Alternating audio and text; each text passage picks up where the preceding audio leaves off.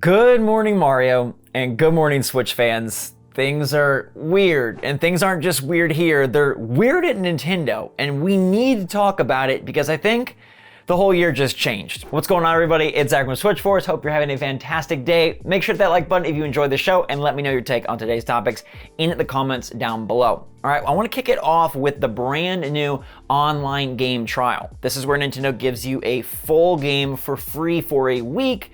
It's like a demo, but better because you have access to the full game. And now they're doing Dragon Quest Builders 2 from 420 to 426, which is a pretty fun game. The sequel to Dragon Quest Builders, it's like Dragon Quest meets Minecraft, or maybe better put, Minecraft meets quests. I think it gives some purpose and direction to Minecraft. So if you kind of like the building action, but you want a little more focus and don't feel like you're this genius creative, then DQ Builders is a really good time. Some people say that the game doesn't run all that perfectly on Switch, but hey, download it and check it out for yourself starting now, I think. Another good trial of another major game. Nintendo is making good marks on these ones. Nintendo is also making good marks on their system updates because they just dropped a new one, 14.1.1. And my friends, this includes something very important. All right, they call it stability fixes at the official level, but you know, we have clearance down to the MDR floor so we can know what's going on beneath the surface. All right, and we have uncovered that Nintendo actually used this patch to patch out send nudes in a whole bunch of different languages. That is not a joke. I'm not trying to be funny. That is literally what Nintendo did. They removed send nudes in all languages, so that no longer can be used on Nintendo Switch. It is now a bad word added to the list of banned things that you cannot type or say on the system. And hey, who doesn't want a safer online world? Nintendo takes it a bit far, obviously, with friend codes and such, but I think it's kind of hilarious that there's an entire update, system version 14.1.1, from here on out, known as the Send Nudes update. And here is where things get somehow even weirder. Okay, we're green screen for the first time in forever. Don't worry, it is a temporary holdover.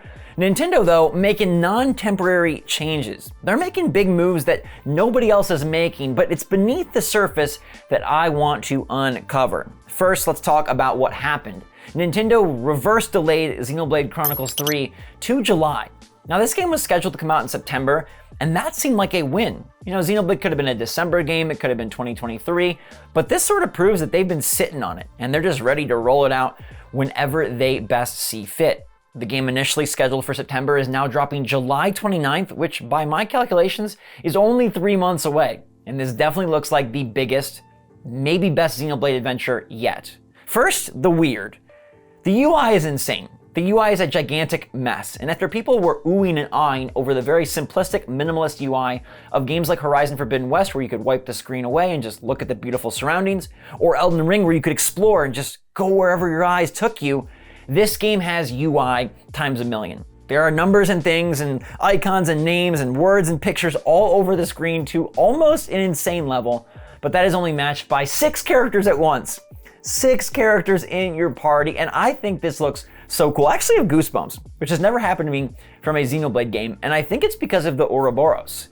The Ouroboros are these fusions that you can almost make as 2 party members unite and then become like a giant transformer. They become like a big old Yu-Gi-Oh monster. They become something straight out of Power Rangers when they would all get in their like Zords or whatever. It's really kind of nifty. It almost has a Persona type feel to it, but that is something that they can do and allows them to achieve better, greater power. And it says you'll need to time them to use them at the crux points of battles so that you're able to kill off whatever enemy or boss you're trying to take on. Now, they also showcase more of the story, more of the characters, more of the world, and the fact that each character has a designated special weapon, and that kind of serves as your different classes in the game, but they also announced that you will be able to change classes so you're not stuck and locked into whatever weapon they start with and whatever style they start with. It looks like it's going to be a massive adventure. A lot going on, a big, huge world, big battles, a ton of UI, and I will say the graphics are a bit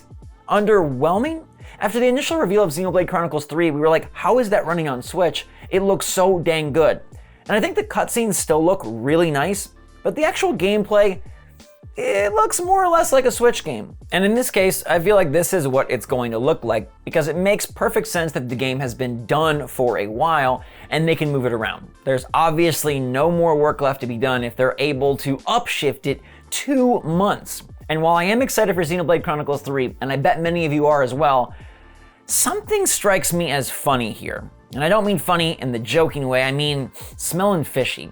Why would Nintendo mysteriously move a game just recently set for September up to July? It was only 2 months ago, in February, that Nintendo announced the September launch window for Xenoblade Chronicles 3, and now they're shifting ahead. Why would a company do this? It's not because the game is done early, it's not because Nintendo just wants to be nice. Something else must be shifting, and I have a big fear over what it is. I told you something smells fishy, and the best answer I can come up with is that Splatoon 3 ain't ready for summer. That would be a humongous bummer, but we've seen so little of the game, and we never even got a month announcement. It was just summer. What part of summer? Now, I suppose it could still hit in summer, maybe it drops in August, but it feels like the July slot that maybe Splatoon 3 was supposed to take is no longer plausible. And that's why they have changed things around and shifted Xenoblade Chronicles 3 into its place. Now, there's no confirmation of this, so don't get too sad yet. We'll wait to hear from Nintendo. But we're coming up to the time where they have to tell us what's going on with Splatoon 3 if it's gonna hit the summer. And we now have 3 big Switch games in the June-July months: Mario Strikers Battle League, Fire Emblem 3 Hopes, and Xenoblade Chronicles 3. I don't know that there's room for Splatoon 3 right there, and that makes me think that something has happened and they are shifting Splatoon back. Now, I don't believe this will be a big delay or anything substantial. It's not going to get the Breath of the Wild 2 treatment and shifted to 2023, but perhaps it will instead swap with Xenoblade and release in September. Or maybe they just need a little bit of extra time and it'll come in August. I guess it could still release in the beginning of July. They're doing 2 games in June. They were supposed to have 2 games in April, so maybe they could do 2 games in July, but then why shift the Xenoblade date? Why 2 months ago was it September and today it's July?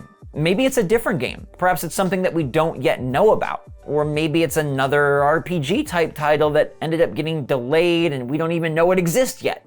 It's going to be really interesting to see what Nintendo chooses to talk about. Because despite some of the cool stuff going on, like a game getting reverse delayed in 2022, unheard of, Nintendo is still behaving quite quietly. And when will we get more information? Indie World, Pokemon Direct, Splatoon Direct, Xenoblade Chronicles Direct, General Direct in June? I'm not so sure. But just like that, the second half of Nintendo's year is more uncertain than ever. There was a glaring hole when Zelda left stage and moved to 2023, but now Xenoblade's shifting up. Stuff is weird. There's something going on, and I feel like it smells fishy, and I'm gonna say it's Splatoon 3. Don't be surprised if we see a release date for Splatoon 3 in the near future and it's dated at September, or they save it for the June Direct and date it September or even October there. Perhaps they realized the power of Splatoon and decided to have it replace The Legend of Zelda. What if they figured, hey, the next best thing we can get out this year to sell big and get people to buy Switches off store shelves is Splatoon 3, so why use it in the summer when we could use it in the holiday shopping season? Now, I hope that's not the case, and I would so much rather Nintendo populate the calendar with another game rather than just shift the dates around. But now we got Advance Wars 1+2 Reboot Camp in flux, we've got Splatoon 3 in flux, Zelda's obviously already in flux. What is gonna happen? There are humongous mysteries, wild cards, and question marks all over the rest of the year for Nintendo, and in a way that's kind of really fun. Who knows what happens next, but I'll be sure to fill you in as soon as I find out. Let me know what you think of this in the comments down below. I'm excited to play this game. I think it looks really special, and I hope that the overwhelming UI and 6 characters at once doesn't make this too difficult, just makes it extra dynamic. Let me know in the comments down below if you're pumped for the July 29th release date for Xenoblade Chronicles 3, and what you think is happening behind the scenes that caused this strange reverse in dates. Stuff is happening though, that is for certain, especially after yesterday's Game Boy Advance leak. Now, I've had some time to process this and think it through, and so I wanted to talk to you about it. It's also part of our poll, but I'm now thinking that Nintendo will probably hold on this until the June Direct or whenever their next big summer showcase is as well. I know that there is network maintenance on Monday for Nintendo Switch Online, but my better judgment tells me that that is probably just new, already existing games. Stuff for SNES or N64, Genesis or NES. I was excited to see like, oh my gosh, maybe the timing is just right. But while I think the Game Boy Advance is 100% happening, there's not really any way to argue with it being actually working on Switch. They got the emulators up and they're made from nerds. The same people that made the other emulators, the same people that made the classic consoles.